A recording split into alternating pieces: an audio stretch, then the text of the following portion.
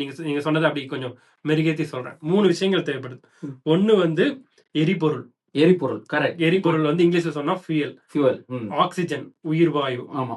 இன்னொன்னு வந்து வெப்பம், ஹீட். ஹீட். ஏதோ ஒரு ஹீட். அதாவது ஒரு சோர்ஸ் வேணும். ஆமா. ஆமா. சோ இது 3 இங்கிலீஷ்ல சொல்லணும்னா, இப்ப நம்ம எல்லாருக்கும் மக்கள் புரியறதுக்காக சில விஷயங்கள தமிழ்ல, சில விஷயங்கள இங்கிலீஷ்ல சொல்றேன். ஆக்ஸிஜன்னா தான் எல்லாருக்கும் தெரியும். ஆக்ஸிஜன் தேவை, எரிபொருள் தேவை, ஹீட் தேவை. இது 3 இருந்தா தான் வந்து ஃபயர் கூட வர முடியும். சோ இது 3 சேர்ந்து நடக்கிற சிம்பிள் கெமிக்கல் ரியாக்ஷன் தான் வந்து இந்த கம்பஷன் சொல்லலாம். இது 3 சேர்ந்தா அந்த கம்பஷன் வரீங்க நீங்க. Okay okay okay. சோ இது எலிமெண்டரி சயின்ஸ்ல இருந்து வந்துட்டீங்க. இந்த இப்போ இது சொல்லுங்க. இப்போ ஒரு கம்பஷன் ஏற்படுது. இன்புட் வந்து 3 கொடுத்துட்டோம். ஃபியூயல் கொடுத்துட்டோம், ஆக்ஸிஜன், ஹீட் கொடுத்தாச்சு.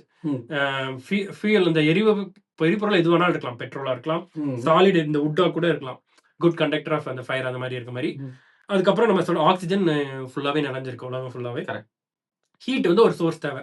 மோஸ்ட் ஆஃப் த டைம் அது வந்து சன்னா இருக்கலாம், இல்ல ஏதோ ஒரு லைட்னிங்கா கூட இருக்கலாம், இல்ல நீங்க சிகரெட் அடிச்சுட்டு கீழே போடுற அந்த இது பட்டா கூட இருக்கலாம். ஏதோ ஒண்ணு இருக்கு. சோ இப்போ இது 3 சேர்ந்து கம்பஷன் ஆயிருச்சு. இப்போ இந்த கம்பஷனோட அவுட்புட் என்னன்னு சொல்லுங்க பாப்போம். எனர்ஜி.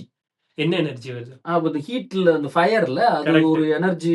ஹீட். நீங்க ரொம்ப ஓபன் இது சின்னதாவே சொல்லுங்க. பெருசா யோசிக்கணும். Heat correct. ஹீட் எனர்ஜி வருது. இன்னொன்னு வந்து லைட். படிச்சதெல்லாம் ஞாபகம். இன்னொன்னு வந்து லைட்.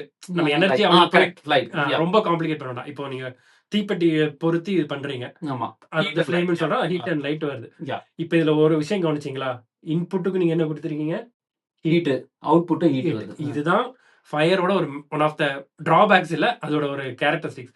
இன்புட்லயும் ஹீட் இருந்து அவுட்புட்லயும் ஹீட் இருக்கறனால it's kind of a chain reaction. So ஒரு தீ வந்து டக்குன்னு அடிச்சு அப்படி நிக்காது.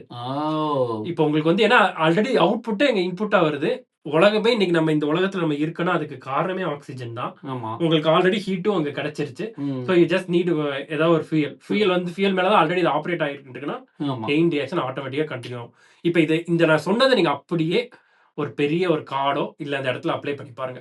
உங்களுக்கு ஃபர்ஸ்ட் அந்த ஒரு ஸ்ட்ரைக் தான் தேவை. அந்த ஸ்ட்ரைக் எதுவா இருக்கும்னு நான் சொல்றேன். அந்த ஸ்ட்ரைக் கிடைச்சப்போ அங்க மரங்கள் எல்லாமே சருகு அதெல்லாம் இருக்கும். அதெல்லாம் ஈஸியா தீப்பற்றக்கூடிய ஒரு விஷயங்கள். சோ உங்களுக்கு ஃபியூயல் கிடைச்சிருச்சு. ஆக்ஸிஜன் சொல்லவே தேவையில்ல.